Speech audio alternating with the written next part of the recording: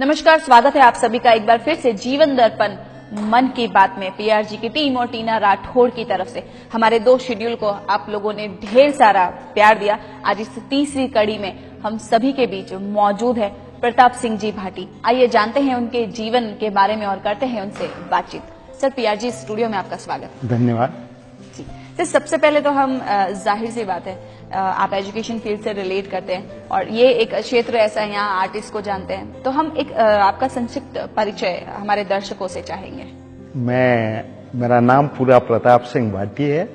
मैं एक छोटे से गांव शेरगढ़ तहसील में गड़ा गांव है उससे संबंधित हूँ। वहाँ जन्म हुआ मेरा जी। और प्राथमिक शिक्षा मैंने सरकारी स्कूल में प्राइमरी तक की और मिडिल की शिक्षा पास ही के गांव खिरजा और गांव में प्राप्त की। मेरे परिवार में उस समय हम 6 भाई और 3 बहनें हैं। बड़ा पूरा परिवार है। मेरे पिताजी फौज में क्वार्टर मास्टर हवालदार हुआ करते थे और जोधपुर रियासत काल में उस समय 3 तरह की बटालियंस हुआ करती थी फौज की, जिसमें एक सरदार इन्फेंट्री थी, एक जोधपुर रिसाला था और एक थी ट्रांसपोर्टेशन की कंपनी। तो वो सरदार इन्फेंट्री में क्वार्टर मास्टर हवालदार थे। 6 भाइयों में सबसे बड़े भाई मेरे हैं, वो फौज में काफी उच्च पद पर थे। वो ब्रिगेडियर है और वो अभी नहीं है। 1971 की जो भारत पाकिस्तान लड़ाई हुई थी उसमें उनको महावीर चक्र मिला था और वो भी ऐसे टेरन जो वार टेरन था, वो जिसको आजकल कारगिल क्षेत्र कहते हैं, उस समय उन्होंने बहुत भारी विजय प्राप्त की थी। 2000 में उनकी देवांशन हो गया था। तो एक भाई को हमने खो दिया है, अभी 5 भाई हम हैं। दूसरे भाई थे वो फौज में रैंकर्स थे। रैंकर्स मैं जब कहता हूं तो उसका अर्थ ये है कि वो सिपाही में भर्ती हुए थे और बहुत ज्यादा नौकरी नहीं की उन्होंने। 8 या 9 साल फौज में नौकरी की। पारिवारिक कारणों से उनको घर बुला लिया गया, पर उन्होंने भी 1948 की लड़ाई जो पहली भारत और पाकिस्तान के बीच में लड़ाई हुई थी पार्टीशन के टाइम में, उसमें 17 साल की उम्र में भाग लिया था और उसके बाद फौज से वापस आने के बाद उनको रिकॉल किया गया और 62 की लड़ाई में तुरंत विद इन आवर्स वो मोर्चे के लिए रवाना हो गए थे। सेवानिवृत्त होने के बाद भी फिर 3 सालों वो रहे। अभी वो है काफी करीब 87 उनकी एज है। उनसे छोटे जो तीसरे नंबर पे थे कल्याण सिंह जी, वो रेलवे में इंस्पेक्टर ऑफ वर्क्स पे काम कर रहे थे। थोड़े बहुत बिजनेस का कार्य किया। उनके बाद रेलवे में कान सिंह जी कवि है काफी और रेलवे में गार्ड रहे हैं और मेरे से इमीडिएट बड़े जो है वो भी एयरफोर्स में नौकरी की और 65 की लड़ाई में 71 की लड़ाई में भाग लिया और एयरफोर्स से सेवानिवृत्त होने के बाद BSNL में नौकरी की उन्होंने। तो पूरा पारिवारिक बैकग्राउंड यदि देखें हमारा तो उसमें डाइवर्सिटी बहुत है। फौज के लिए बहुत बड़ा कंट्रीब्यूशन है मेरे परिवार का और फक्र के साथ कहता हूं। मैं सबसे छोटा था, भाइयों का संरक्षण था, माँ बाप का। तो मेरे को उन्होंने कहा तुम पूरी पढ़ाई कर, हायर एजुकेशन कर, जिसका कि परिणाम ये है कि छोटे से गांव से निकल करके मैं जयनारायण व्यास यूनिवर्सिटी में न केवल पढ़ाई पूरी करने के बाद PhD की, PhD के बाद उससे भी एडवांस डिग्री होती है जिसको हाईएस्ट डिग्री कहते हैं, D.Litt की उपाधि प्राप्त की। और ऐसे समय में मेरे को ऐसे व्यक्ति का संरक्षण मिला एक जो कि अंतर्राष्ट्रीय स्तर पर राजनीति शास्त्र के बहुत बड़े विद्वान थे, प्रोफेसर लक्ष्मण सिंह जी राठौड़। उनके पूरे संरक्षण में मैंने राजनीति शास्त्र को विद्यार्थियों को प्रोड्यूस करने के अलावा भी कुछ देन देने की कोशिश करी। मेरी माँ है, बहुत ही आपको सुनकर के सब श्रोताओं को आश्चर्य होगा कि 10 साल की उम्र में उसकी शादी हो गई थी। अच्छा, बाल विवाह। कारण उसका ये था कि उस समय एक बहुत बड़ी महामारी आई थी और उस महामारी में उसका पूरा परिवार खत्म हो गया। माँ बाप भाई बहन सब कुछ, एक अनाथ की तरह वो स्थिति। तो जो उनके रिलेशन में थे उन्होंने कहा इस समस्या को निकालो अब घर से, इसके कारण मेरे पिताजी की बहुत ही कम आयु में उनकी शादी हो गई थी, पर इतनी कम, और वो कभी उसके बाद वापस अपने गांव नहीं गई। शेरगढ़ उनका गांव था, क्योंकि कोई था ही नहीं जाने वाला। जो नॉर्मल हम कहते हैं मामा थे, नाना थे, मामी थी, ये हमने कभी नहीं सुना। और माँ अभी पीर गई हुई है, कौन देखेगा, ये हमने कभी नहीं सुना। मैंने ही नहीं, मेरे सबसे बड़े भाई को लगा करके। तो मैं समझता हूँ उससे एक अनाथ महिला की बहुत बड़ी देन है कि भरा पूरा परिवार है, वो आज है, विद्यमान है। और जहां तक समझता हूं, मैंने अभी फौज का उदाहरण दिया है, इतने उच्च पद पर आसीन रहे मेरे भाई, पूरे फौज वाले उनको जानते हैं। दूसरे भी सब समर्थ है, योग्य है, गांव आना जाना, जोधपुर में घर सबके, वो सब उस परिवार की देन। जी, बहुत बढ़िया। सर, आपके अपने परिवार में कौन कौन है? वैसे ये सब मेरा ही परिवार है, पर मेरा एक पुत्र है जी। पत्नी मेरी पढ़ी लिखी है, एमए पीएचडी की हुई है जी। पॉलिटिकल साइंस में, पर जॉब कहीं नहीं कर रही है, हाउसवाइफ है जी। मेरा एक लड़का है जो भी पीएचडी किया हुआ है। स्वाभाविक है कि शिक्षा से मैं संबंधित हूं, तो वो जयनारायण व्यास यूनिवर्सिटी में ही नगेंद्र सिंह भाटी नाम है उसका, असिस्टेंट प्रोफेसर पॉलिटिकल साइंस में सेवारत है पिछले 6 वर्षों। जी जी, बहुत खूब। तो आपने जैसे बताया आपकी धर्मपत्नी है, उन्होंने पीएचडी की, तो उन्होंने कभी ट्राई नहीं की? हमने, पता नहीं, आप रूरल बैकग्राउंड को इसका बात समझ लें, क्योंकि मेरे परिवार में किसी महिला ने पहले नौकरी नहीं की। अच्छा। और मेरे उन्होंने इतनी वो भाभियां follow हैं, किया। तो कहा कि ठीक है, और कुछ भगवान ने सब कुछ दे दिया, तो इतनी आवश्यकता महसूस नहीं हुई। तो इस कारण शायद हमने कभी कोशिश भी नहीं की किसी प्रकार की, न उन्होंने किसी प्रकार की मांग की कि मैं तो जब एमए पीएचडी कर ली है तो मैं कोई नौकरी। जी जी, बिल्कुल बिल्कुल, बहुत खूब, बहुत बढ़िया। सर, आपका पारिवारिक बैकग्राउंड जो आपने बताया फैमिली का, वो फौज से कहीं ना कहीं ज्यादा है। जी, तो आपने कभी नहीं सोचा मुझे भी आर्मी में जाना चाहिए?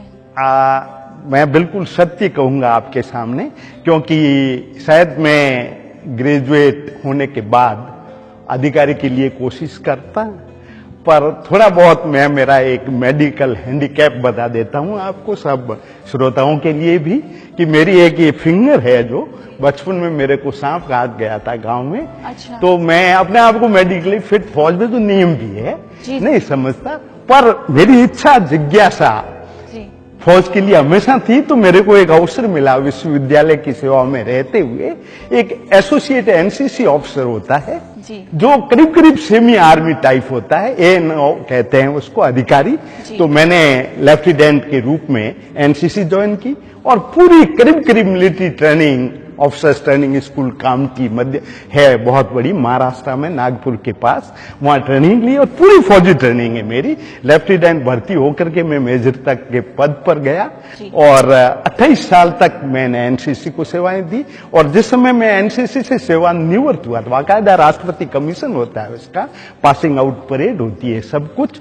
भारत का सबसे सीनियर मोस्ट एनसीसी अधिकारी था उस समय। तो मैंने इस तरह से मेरी जो परिवार की परिपाटी थी उसको इसके माध्यम से, और मैं फक्र के साथ कहता हूं कि ऐसे बहुत से एनसीसी कैडेट है जो फौज में अधिकारी है, और आज भी आकर के कहते हैं कि आपकी एनसीसी की ट्रेनिंग है वो हमारे बहुत काम आ रही है। जी जी, बिल्कुल। सर, जो फौज में जो पर्सनालिटी होती है उन्हें बहुत एक्टिव पर्सनालिटीज माना जाता है, और रिटायरमेंट के बाद भी उनके फितरत में कुछ ऐसा रहता है कि मैं ये करूं, मैं वो करूं।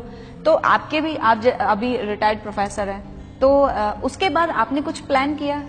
आप ये बिल्कुल, आपने जो प्रश्न किया है बहुत ही रेलेवेंट, जिसको प्रासंगिक कहते हैं। आप 10 आदमी आ रहे हैं, उसमें से कोई रिटायर्ड फौजी है तो पता लगा जाता है ये कोई फौज के, ये उनका सबसे बड़ा कारण है उनकी ट्रेनिंग, उनका रहन सहन, उनका डिसिप्लिन, उनका पहनने का ढंग, बैठने का ढंग, खाने का ढंग, बोलने का ढंग बिल्कुल अलग तरह का होता है।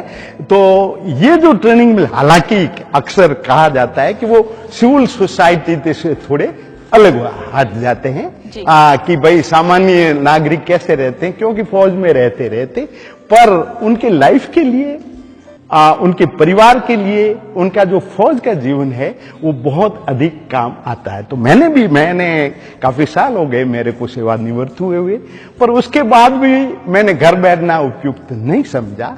आज मेरा क्योंकि पढ़ाने में बहुत रुचि है मेरे को, विषय को थोड़ा आगे बढ़ाने के लिए, तो मैंने पीएचडी तो मैं सुपरवाइज करता ही था। आपको शायद जान करके श्रोताओं को भी आश्चर्य होगा, मैंने 60 पीएचडी प्रोड्यूस, मेरे सुपरविजन में 60 लोग पीएचडी कर चुके हैं और मेरा पूरे सुपरविजन में 5 लोग उससे भी ऊंची डिग्री डीलिट कर सकते हैं। संभवतः आइए जयनारायण व्यास विश्वविद्यालय में आईएएस थे दोनों मामलों में।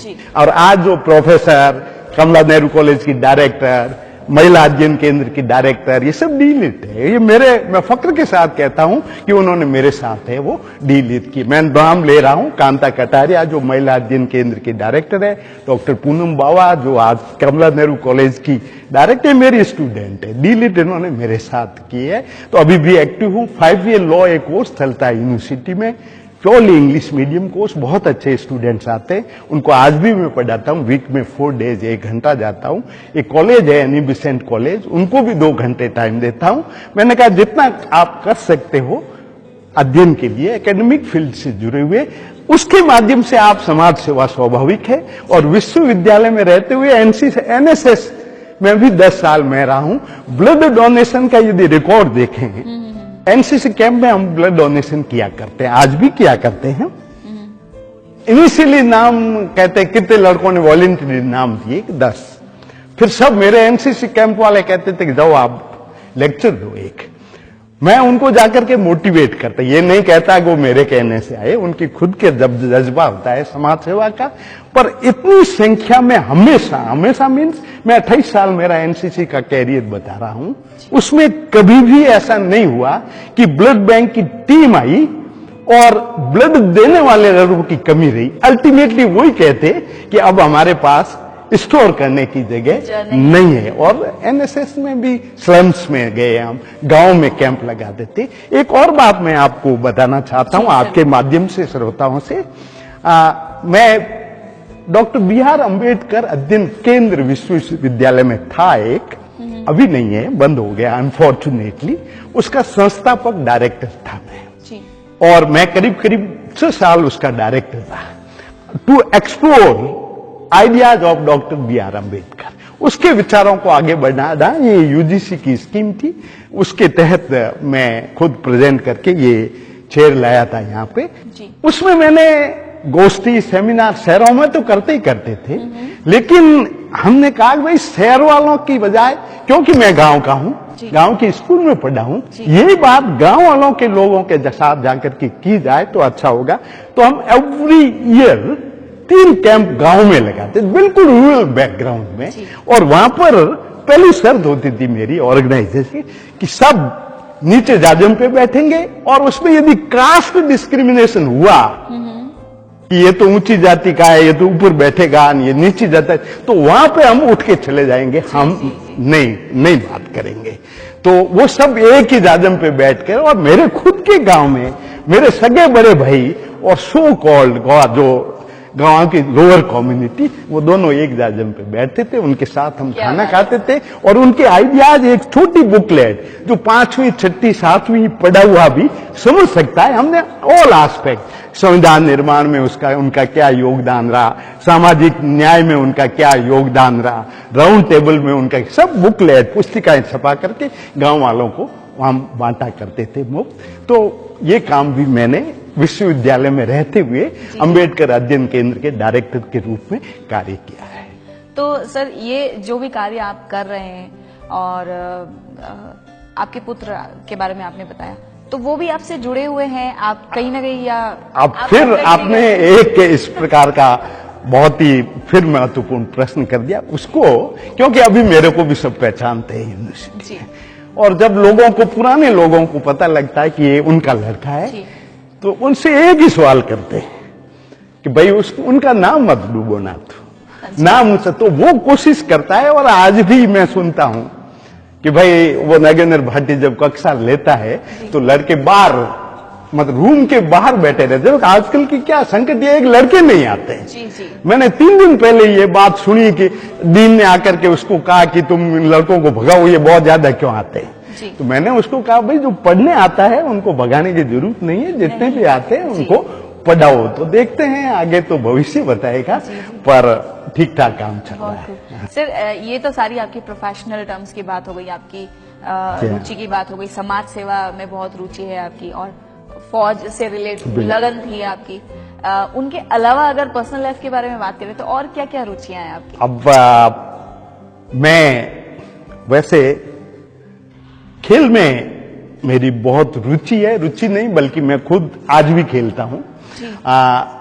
यूनिवर्सिटी टीम में मैं 3 साल एज ए फुटबॉल प्लेयर खेला था, पर नौकरी लगने के बाद लगातार मैं टेनिस के साथ जुड़ा हुआ हूं। जो मेरे डायरेक्ट स्टूडेंट नहीं रहे, विद्यार्थी, वो अक्सर मेरे को पहचानते कि ये टेनिस का कोच है, तो मेरे को संबोधित कोच साहब कह करके करते। अच्छा। तो जोधपुर के टेनिस खिलाड़ी नहीं, स्पोर्ट्स की जितनी भी पर्सनैलिटीज है किसी न किसी रूप में जुड़ी हुई है, और बहुत अच्छा लगता है मेरे को जब एक प्रोफेशन को जो एकेडमिक पढ़ाने वाला है उसको एक खेल का अधिकार होता है। मेरे को खुशी होती है कि मेरे को कहते हैं ये कोच है, कहते हैं। तो खेल कूद में बहुत ही रुचि है और मैं खिलाड़ियों को तो प्रोत्साहन देता ही देता हूं। कई ट्रेनिंग दे करके अच्छे टेनिस खिलाड़ी भी बनाए हैं, कोच भी बनाए हैं, और आज भी मैं खेलता हूं। बहुत खूब। और ऐसे अगर इन हाउस हम बात करें मनोरंजन के तौर पे, एंटरटेनमेंट के तौर पे, तो वो कोई रुचि है आपकी? सिनेमा तो देखा करता था पहले, अब तो खैर इतना टाइम नहीं मिलता, पर अब जब आप जैसी संस्थाएं हैं इतना अच्छा काम कर रही है, आपको मेरे पास पहले वो एंड्रॉइड फोन क्या कहते हैं उसको, वो था नहीं, पर ऐसे काम देख करके मेरे को वो खरीदना पड़ा। लोगों ने कहा हमने ये देखा, यूट्यूब में ये देखा, उसमें पीआरजी का ये देखा, तो मैंने कहा ये होता क्या है। तो बहुत अच्छा लगता है जो अपनी कल्चर को, अपने लोगों को, अपनी भाषा को, इनको प्रोत्साहित करते हैं। तो बहुत अच्छा लगता है जब कोई जो गाना आता है, मारवाड़ी, राजस्थानी, पुरानी फिल्मी गाने, ये सब आप लोग कर रहे हैं, तो अपना आप रुचि है इसमें जागृत। बहुत खूब, बहुत शुक्रिया सर, आपने वक्त निकाला, इतना वक्त हमें दिया। शुक्रिया आपका। आप टीना जी इतना अच्छा संचालन कर रही है, मैं बधाई देता हूं आपको। गहलोत साहब जो आपके प्रोड्यूसर है, सुराना जी, सब आप लोग मिलकर के ये क्या कर रहे हैं काम, इतिहास के लिए, कल्चर के लिए, जोधपुर के लिए, सोसाइटी के लिए, देश के लिए। और मैं भगवान से प्रार्थना करता हूं इसी तरह इस काम को आगे बढ़ाते रहें और लोगों को एजुकेट करते रहें। सीख रहे लोग अपने परंपराएं भूल रहे हैं, कल्चर भूल रहे हैं, ये सुनते नहीं है। तो मैं आपको बधाई देना चाहता हूं, और मेरे को यह अवसर दिया आपसे बात करने का, अपनी बात कहने का।